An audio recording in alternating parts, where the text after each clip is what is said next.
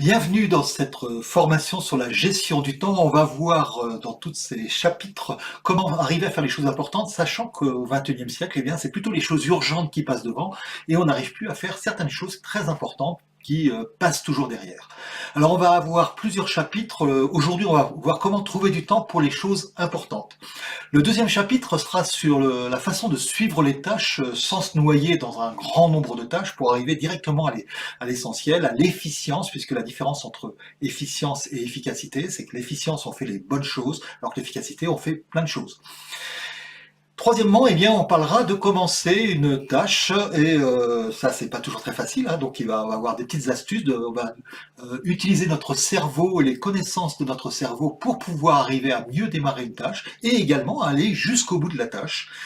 Et une fois que vous aurez fait ces trois chapitres, eh bien, vous aurez mis en place dès maintenant, dès chaque chapitre, eh bien, vous aurez des choses très très concrètes qui changeront dans votre vie. Mais dans le quatrième chapitre, eh bien, on va aller un petit peu plus loin. On va faire en sorte que ceci ça, se solidifie, mais aussi, eh bien, soit de plus en plus facile et que vous puissiez faire de plus en plus de choses. Et cette fois, on sera un peu plus sur une vision à moyen terme. Alors commençons tout de suite hein, et on va voir comment trouver du temps pour les choses importantes. Mais le temps, c'est notre temps, et bien il ressemble un petit peu à ça, hein, c'est-à-dire un iceberg. Et cet iceberg encore, je ne parle que de la partie éveillée, hein, ce qu'on appelle l'éveil, donc le moment de vigilance. Ça représente à peu près 2 tiers de notre temps si vous dormez 8 heures par jour. Hein. Donc dans ces 2 tiers, eh bien il y a quand même une toute petite partie émergée et une grande partie cachée. Alors, qu'est-ce qu'il y a dans ces parties cachées? Eh bien, tout d'abord, il y a ce qu'on appelle, enfin, ce que les neuroscientifiques appellent le mode par défaut. Le mode par défaut, eh bien, c'est un peu quand on vagabonde, vous savez, quand on pense à autre chose, etc. Alors, ça nous arrive quand même un temps très significatif hein, de notre système. C'est un moyen que notre cerveau fait. Il ne fait jamais rien, mais il va imaginer des tas de choses, etc. Alors, c'est très bien pour trouver des nouvelles idées, etc., etc. Mais évidemment, c'est pas le moment où on va vraiment travailler sur nos tâches. Et autre le default mode, comme les appellent les scientifiques, eh bien on va avoir le Task Positive Network, c'est-à-dire en fait le réseau qui permet de travailler sur des choses en attention. Alors il y a plusieurs types d'attention. Hein. Vous pouvez avoir une attention si vous avez une interruption, c'est-à-dire si maintenant le téléphone sonne, et je vous conseille de le décrocher plutôt, eh bien là vous allez avoir une interruption et vous allez avoir une attention qui va se porter sur le téléphone. Mais vous pouvez aussi avoir votre attention personnelle qui se focalise sur quelque chose. Alors, pendant un certain temps, on verra comment arriver à se focaliser plus longtemps, hein, mais il y a vraiment c'est notre moment. Et puis, la troisième type d'attention, eh bien, ça va être la présence attentive. C'est-à-dire que cette fois, je regarde s'il se passe des choses autour de moi. Vous savez, on est dans la jungle et puis est-ce qu'il va y avoir quelque chose qui va arriver? C'est aussi le mode que l'on privilégie quand on fait de la méditation de pleine conscience, où on va simplement être attentif à ce qui se passe, tout simplement. Et donc voilà ces différents modes, mais cette attention, eh bien, on peut très bien avoir une attention totalement inconsciente. C'est-à-dire que je fais des choses, mon attention est sur quelque chose, je suis en train de conduire par exemple, je n'écrase pas les personnes sur la route, je m'arrête au feu rouge, mais je me suis rendu compte que la voiture elle a été un petit peu où j'ai l'habitude d'aller, et puis pas à l'endroit où je voulais aller aujourd'hui, puisqu'en fait c'était un peu différent. Ça veut dire que pendant un quart d'heure, eh bien, j'ai conduit de façon inconsciente, de façon quand même malgré tout attentive. Ça veut dire que la conscience, eh bien, ça représente que 5% simplement de ce temps d'éveil. Et vous voyez qu'effectivement, le temps que l'on va contrôler, souvent, eh bien, est de 5%. Mais évidemment, on va pouvoir avoir des petites astuces pour que le reste de ce temps, y compris le temps, en particulier le temps d'attention, qui est donc assez énorme par rapport au temps de conscience, eh bien, puisse bénéficier des petits moments de conscience que j'ai avant pour faire des choix stratégiques.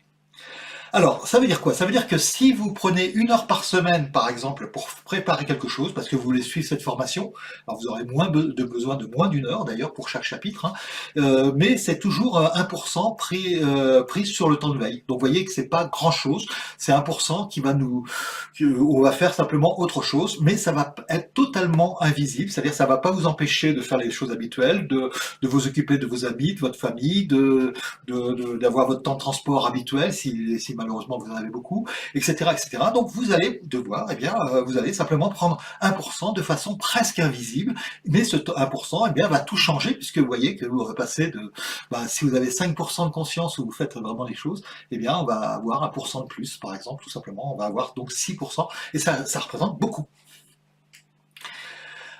Alors, Pour ça, eh bien, on va parler d'Eisenhower. Eisenhower, c'est un président des États-Unis qui s'intéressait un peu à la gestion du temps et il disait il y a des choses importantes et des choses urgentes. On en a parlé au tout début dans l'introduction.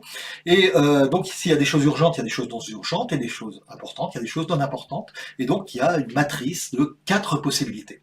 Alors, si les choses sont ni urgentes ni importantes, eh bien, son conseil, c'est laissez tomber, jetez-les, tout simplement. Perdez pas de temps avec, c'est pas important, c'est pas urgent. Si par contre c'est pas très important mais c'est quand même urgent, eh bien essayez de déléguer si possible de manière à pas trop vous en occuper, c'est pas très important. Donc vous pouvez essayer de déléguer à quelqu'un si vous avez des personnes à qui vous pouvez déléguer, que ce soit des personnes de votre équipe ou d'autres personnes ailleurs ou des prestataires si vous êtes par exemple indépendant. Alors, si par contre, eh bien, c'est important mais pas urgent, eh bien, il faut le planifier. On va essayer de le faire soi-même, hein, parce que c'est important. Mais on va essayer de le planifier, de prévoir quand est-ce qu'on va le faire. Et si c'est important et urgent, eh bien, il faut le faire tout de suite. Alors ça, c'est la matrice d'Eisenhower. On la retrouve un petit peu partout sur Internet, mais elle pose un petit problème. Enfin, à l'époque d'Eisenhower, ça marchait très bien, mais au XXIe siècle, eh bien, ça se passe comme ça. C'est-à-dire qu'en fait, eh ben, tout ce qui n'est pas urgent, eh bien, on laisse tomber. Alors, c'est pas très grave pour les choses non importantes. Quand on les laisse tomber, c'était déjà ce que se conseillait Eisenhower. Mais pour les choses importantes, eh bien, on les a pas. Et finalement, tout ce qu'on fait, eh bien, c'est les choses importantes et urgentes. Et des fois, d'ailleurs, plein de choses aussi ni importantes ni urgentes, mais ça, on en reparlera effectivement dans tout ce qui est procrastination, tout ce qui est détournement, en fait, il y a de tout ça. Mais sinon, en général, eh bien, quand on veut vraiment faire les choses, on a juste le temps de faire les choses importantes. Alors comment on va faire? Eh bien, il y a quand même une astuce. Et l'astuce, eh bien, pour ça, on va regarder comment on gère nos tâches. Il y a 2 façons de gérer nos tâches. La première, c'est d'avoir une liste de tâches. Alors vous avez sûrement une liste de tâches avec, alors que ça soit un logiciel, que ça soit un bout de papier, que ça soit des post-it tout simplement, hein, un peu collés partout, ou alors vous mettez ça dans votre tête, hein, si vous arrivé à avoir pas trop de tâches et les gérer dans votre tête. Mais quoi qu'il arrive, vous avez toujours une liste de tâches formelle ou informelle. Et puis à côté de ça, eh bien, vous avez un calendrier qui vous permet de faire les tâches planifiées. Alors pour reprendre ce qu'on disait dans la matrice d'Eisenhower, eh bien les tâches planifiées, c'est aussi celles qui vont être importantes. Et donc ces tâches importantes, on va les planifier, on va les mettre sur le calendrier. Donc au lieu de les mettre dans votre liste de tâches, là où on va avoir un certain nombre de choses à faire, eh bien vous allez mettre tout ce qui est important dans votre calendrier. Alors comment on va faire ça? Eh bien on va prendre un rendez-vous. Alors, on pourra dire c'est un rendez-vous avec vous-même, hein. Moi, je mettais moi d'abord dans mon calendrier avant.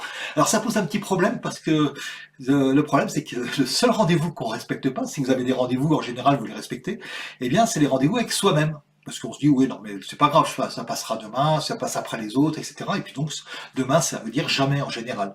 Et donc, on respecte pas les rendez-vous avec soi-même. Alors, vous n'allez pas prendre un rendez-vous avec vous-même, vous allez prendre un rendez-vous avec votre formation, par exemple, pour ce que vous allez faire là.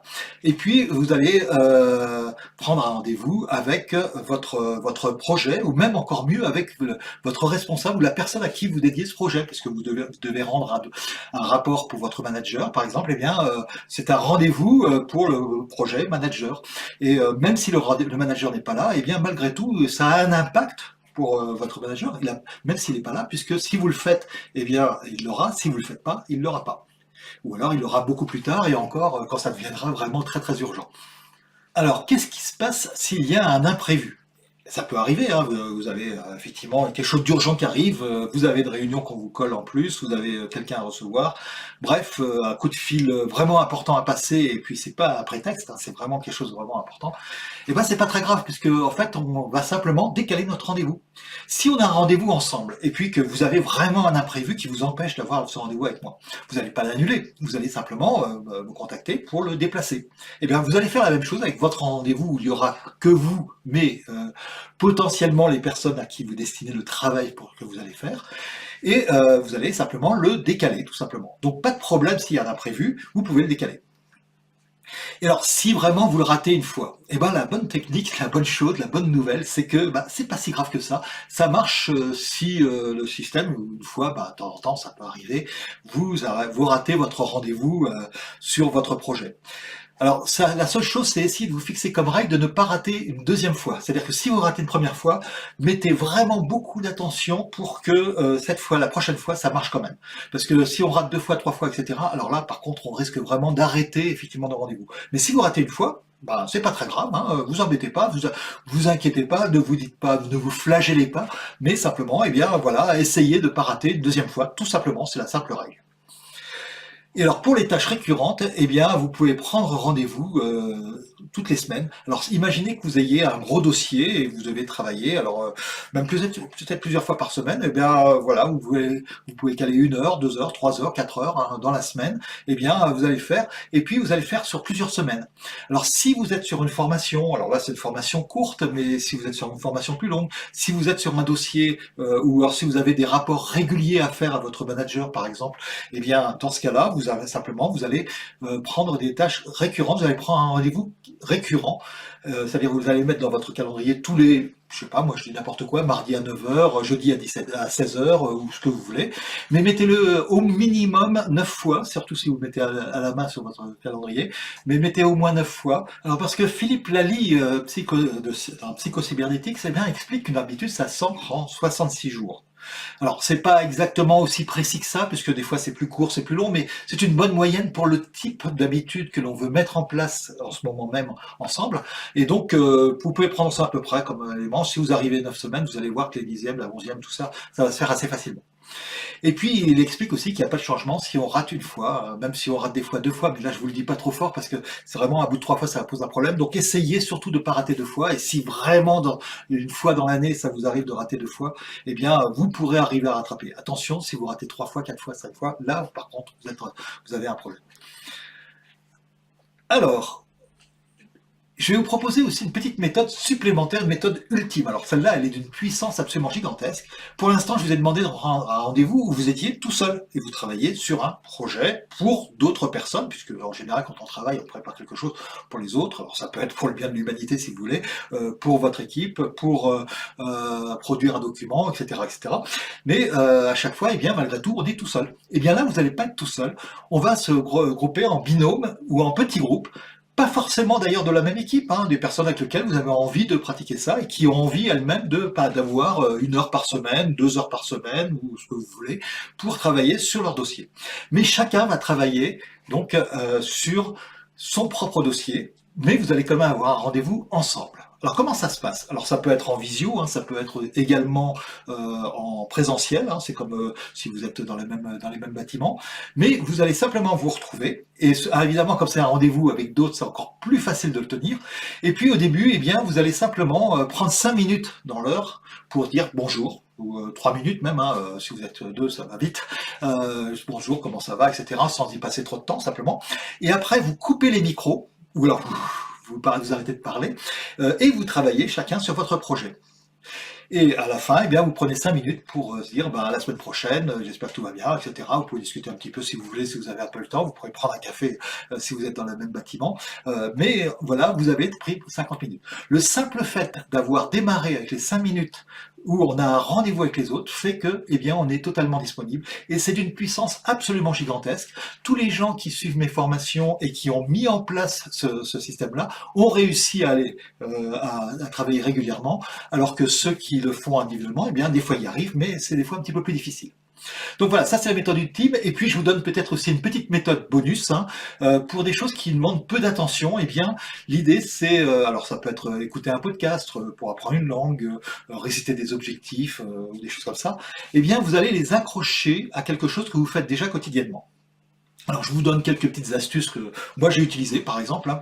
Je suis en train d'apprendre l'espagnol, et bien le moment du petit déjeuner, quand je prépare mon petit déjeuner, eh bien j'écoute des vidéos de YouTube en mexicain puisque je suis en train d'apprendre l'espagnol et sur des sujets qui m'intéressent en plus. J'utilise pour ça d'ailleurs au passage pour ceux qui s'intéressent un petit logiciel qui s'appelle LingQ qui est particulièrement efficace et qui est fait par un polyglotte plutôt qu'un spécialiste des langues et donc c'est vraiment l'application que je trouve la mieux. J'ai pris des vidéos YouTube, je les écoute, je vais pouvoir réviser les mots que j'apprends dedans, etc., etc. Et ça, simplement, pendant la préparation du petit déjeuner, et éventuellement pendant le petit déjeuner. Et puis, des fois, en fin de journée, moi, j'aime bien aussi me promener, et, alors, j'ai pas de chien, là, c'est contrairement à ce qui est marqué là, mais par contre, eh bien, je vais je vais réciter un certain nombre d'objectifs. Alors, c'est une technique que l'on verra peut-être dans une autre formation, hein, pour arriver à programmer son inconscient pour l'aider, un peu comme si nous, on était le conducteur là-dedans, et que l'inconscient était le moteur moteur de la voiture, c'est une puissance fantastique, eh bien, on va essayer de l'orienter simplement, et pour ça, eh bien, on va se fixer des objectifs à long terme, des valeurs, un certain nombre de choses, etc. Et ben ça, je le fais chaque jour, en me promenant simplement, au début de ma promenade. Après, je peux vagabonder, penser à d'autres choses, trouver des nouvelles idées, etc.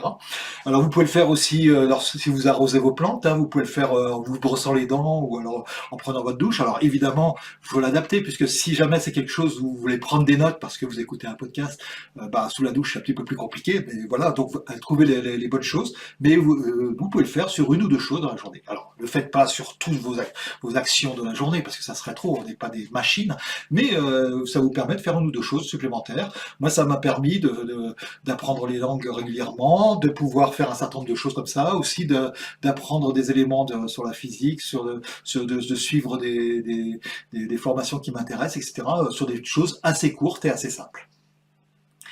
Alors, à vous de jouer. À vous de jouer, et pour ça, eh bien, vous avez vu qu'en dessous, eh bien, vous avez un bloc-notes. Alors, si vous avez été malin, vous avez peut-être commencé à prendre des notes là-dessus. Sinon, vous pouvez aussi, effectivement, prendre des notes sur votre calendrier. Mais dans ce cas-là, eh bien, vous allez tout simplement les recopier dessus. Comme ça, vous allez pouvoir les garder quand vous arrivez sur cette page-là. En étant logué sur votre compte, eh bien, tout simplement, vous allez retrouver vos notes. Mais vous allez essayer aussi de voir trois choses. La première, c'est vous allez essayer de voir quand dans la semaine vous avez le plus de chances d'être libre. Alors vous allez choisir un moment. Encore une fois, c'est un jour et une heure, mais vous pouvez le décaler de temps en temps. J'en connais même qui le décalent systématiquement, c'est-à-dire qu'ils ont à chaque fois changé les choses, mais c'est pas grave du moment que vous avez un jour ou une heure. Et parce qu'en fait, un rendez-vous, on peut le modifier s'il existe. S'il n'existe pas, on peut pas le modifier. Alors, ce que vous allez faire maintenant, vous allez mettre en pause et vous allez pouvoir écrire sur le bloc, eh bien, tout simplement, le jour et l'heure que vous voulez. Alors, allez-y. Si, vous mettez en pause maintenant.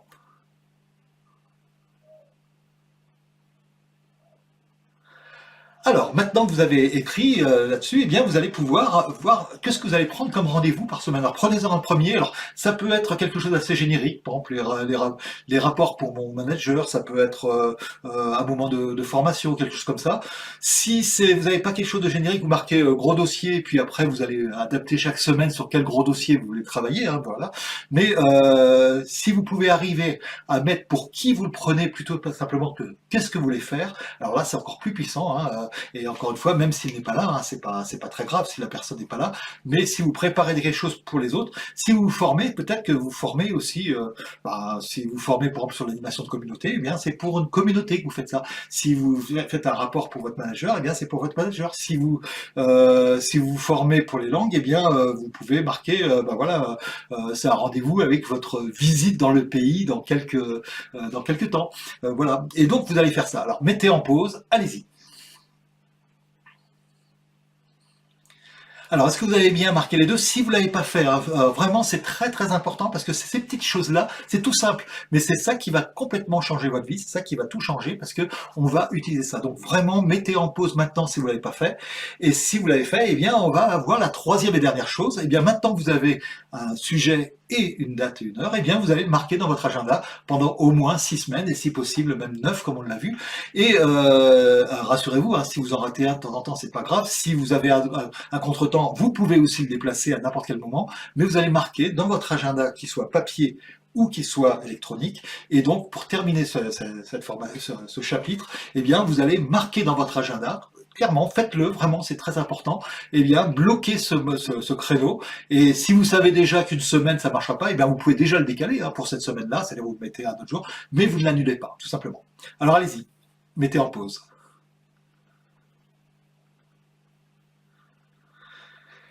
Et voilà. Et puis alors maintenant, eh bien, on a vu comment ancrer une habitude, hein, déjà avec quelque chose qui va vous permettre d'avoir une heure par semaine, par exemple, pour faire quelque chose de plus, ou un peu plus, ou un peu moins. Hein, mais bon, une heure, c'est en général un bon créneau déjà. Et si jamais, quand cette habitude sera bien ancrée dans 9 semaines, ou peut-être un peu plus, un peu moins, eh bien, vous pourrez peut-être faire la même chose avec une autre heure. Alors, vous n'allez pas utiliser vos 35 heures comme ça, bien sûr, mais vous allez voir que déjà, si vous faites 1 heure, 2 heures, 3 heures, vraiment de dossier, et on verra comment ne pas être perturbé pendant ces moments-là, etc. Ça, c'est ce qu'on va voir dans les prochains chapitres. Eh bien, vous allez voir que rapidement, vous allez pouvoir faire des tas de choses que vous ne pouviez pas faire avant, tout simplement. Que ça soit de la formation, que ça soit de la production de documents, que ça soit de la réflexion, que ça soit de l'écriture de livres. Par exemple, moi, j'utilise beaucoup ça pour écrire mes livres, etc.